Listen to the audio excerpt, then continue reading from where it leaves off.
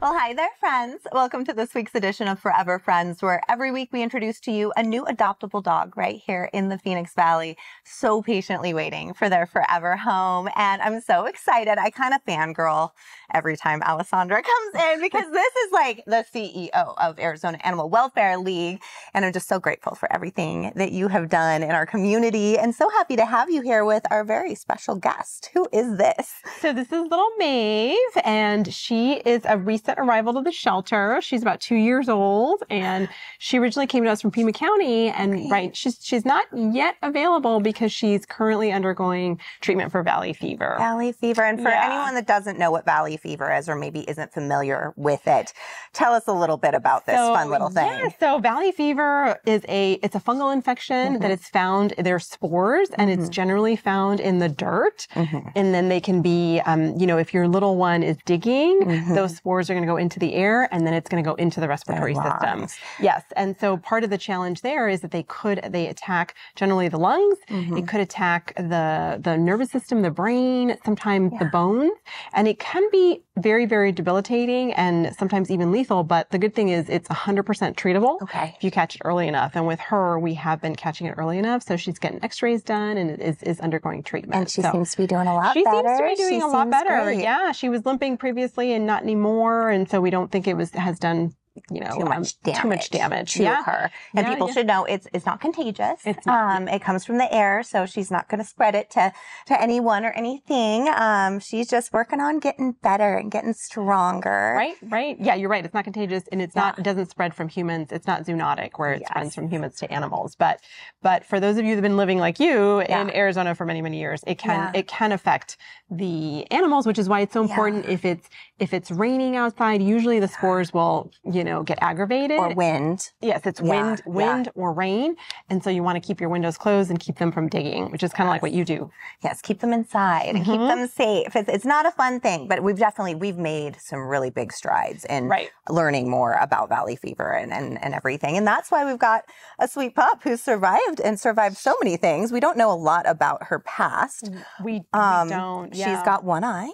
She does. Yeah, she's a little pirate girl. And it doesn't seem to affect her in any way, shape, or form. But she actually was that way when you got her, correct? Yes. So she came to us. We're not sure if she was born with it or if it was damaged, but she seems to be doing fine. It's not slowing her down at all, and it actually makes her absolutely stunning. It Even more makes charming. her gorgeous. It really, really does. And she's a snuggle muffin. She is. She loves Valley. She loves to snuggle. She's very cautious in the beginning, but we took her to a bark break which is an event that we have for companies, and she was a huge hit there. So she will make an amazing addition to any family. She worries about whether or not every human is getting enough attention. So she will stop and say hello to everyone just to make sure that, are you good? Are you good? Are you good? She's a great little hostess. She is. She really, really is. She's going to be such a great addition. And do we know much about if she does well with other dogs or kids or anything like that? She does. We know she's elementary, so elementary kids, and then also is good with other dogs as well. Yeah. And know about cats at all? Or that I don't know about cats. But typically what we do is if somebody's interested in her, we'll walk her around the cattery and see how she does. It's not foolproof, but it works.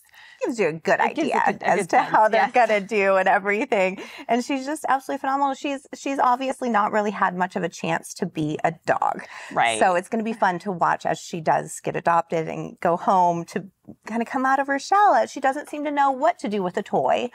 She doesn't know yet what a treat bag even sounds like. So for her to learn these new fun things gets to be an adventure for whoever ends up taking her home. And it's just going to be so fun to watch her develop into the dog that she's always deserved to be. To be confident and to be relaxed, in a home. I mean, the shelter, obviously, I love it, and we do everything we can to make sure that the animals are happy and cared for, but it's still, it's not their typical environment. It's a little overwhelming, especially for a dog that might have been on the streets and in the wide open spaces for so long. And she's still a little apprehensive about the car. Isn't quite sure what it is. The elevator. Quite sure about the elevator. But she seems to, when she understands. She seems to calm down really quickly, and she's just fine. She was okay with you picking her up, take her in the elevator. Yeah. And I could just carry her forever. Just, oh my she's God, very my little trusting. baby. I just want her to be my little baby. She's very trusting. And you can tell she's just so grateful to be safe. Yeah. So thank you to you guys for literally being angels and saving this sweet girl so that she can find the family of her dreams. And it's just going to be amazing. But so she's not yet on the website. So basically, we're just telling people, keep an eye on the website for her adoption info. Yes. Okay. Check out AAWL.org. We've got a dog gallery there. So yeah, check it once a day. And then hopefully she'll be put up for adoption soon. As soon as she's ready and raring to go, which I don't think it's going to be too long. I think she's well on her road to recovery and happiness. So I'll, of course, provide that link. And do you guys have any fun events or anything going on to support the shelter? I think not yet. In November, we are going to have our Walk to Save Animals. Yes. It's going to be November 5th. And so for now, we're just getting ready for summer because, July 4th is going to be it's usually a busy time for fireworks and shelters. Any advice ahead of that? Because I know even Memorial Weekend.